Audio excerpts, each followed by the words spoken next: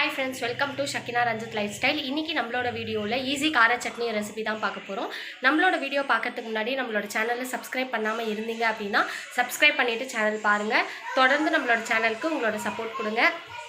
வாங்க வீடியோக்குள்ளே போகலாம். 1 ஸ்பூன் உளுத்தம்பருப்பு, 1 ஸ்பூன் கடலைப்பருப்பு, சின்ன சைஸ் வெங்காயமாக இருந்தால் 3 எடுத்துக்கோங்க, பெரிய சைஸ் வெங்காயமாக இருந்தால் 2 எடுத்துக்கோங்க, 4 பெரிய சைஸ் தக்காளி, 1 கைப்பிடி அளவு கொத்தமல்லி, 2 கொத்து கருவேப்பிலை, ஒரு 5 பல்லு பூண்டு 2 கட் பண்ணி வச்சுருக்கேன், 1 துண்டு இஞ்சி, 3 வரமிளகா, 1 பச்சை மிளகா, 1 துண்டு புளி. இது எல்லாம் தேவையான பொருட்கள். கடாயில் ஒரு 2 ஸ்பூன் ஆயில் ஆட் பண்ணிக்கோங்க. எண்ணெய் காஞ்சதுக்கு அப்புறமா கடலைப்பருப்பையும் உளுத்தம்பருப்பையும் இந்த ஆயிலில் வந்து சேர்த்துக்கலாம்.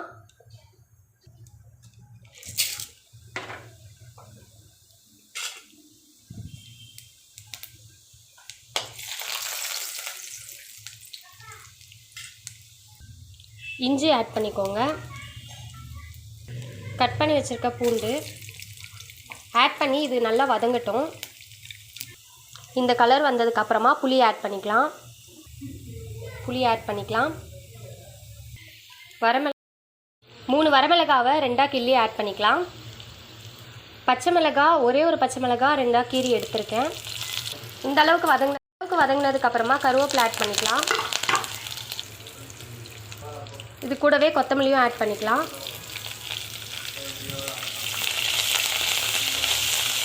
கொத்தமல்லி நல்லா வந்து வதங்கி வரட்டும். அதுக்கப்புறமா நம்ம ஆனியன் ஆட் பண்ணலாம். கொத்தமல்லி நல்லா வதங்கிடுச்சு. இது கூடவே ஆனியன் ஆட் பண்ணிக்கலாம்.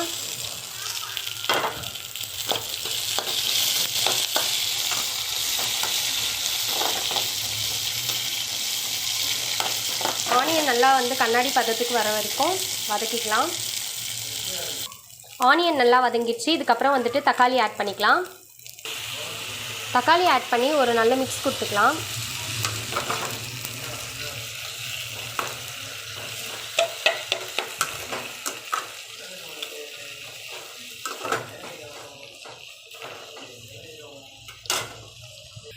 கல்லுப்பு தேவையான அளவு தக்காளி வதங்குறதுக்காக. 1 சிட்டிக்கு மஞ்சத்தூள்.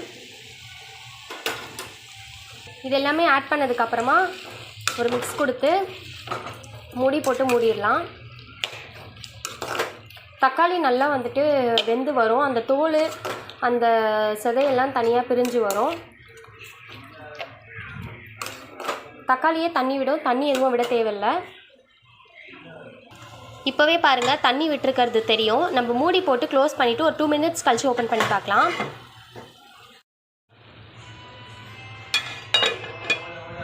ஒரு 2 மினிட்ஸ் வெயிட் பண்ணலாம். நம்ம மூடி ஓப்பன் பண்ணி பார்க்கலாம்.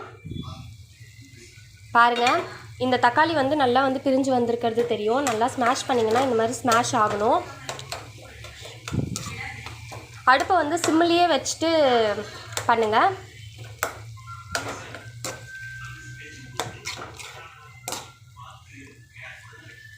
இந்த ஸ்மெல்லே வந்து நமக்கு தெரியும். நல்ல ஒரு கார சட்னி ஸ்மெல் ரொம்பவே நல்லா வரும்.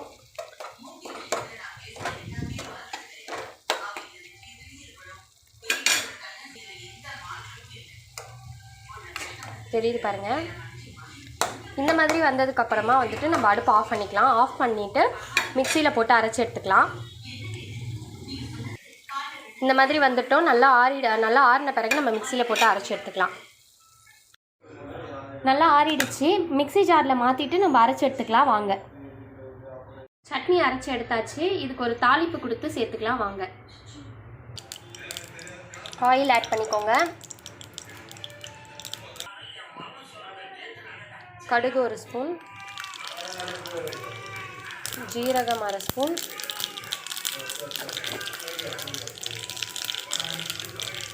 காஞ்ச மிளகாய், கருவேப்பிலை 1 கொத்து. அடுப்பு ஆஃப் பண்ணிக்கோங்க. இப்போ நம்ம சட்னியில் ஆட் பண்ணிக்கலாம்.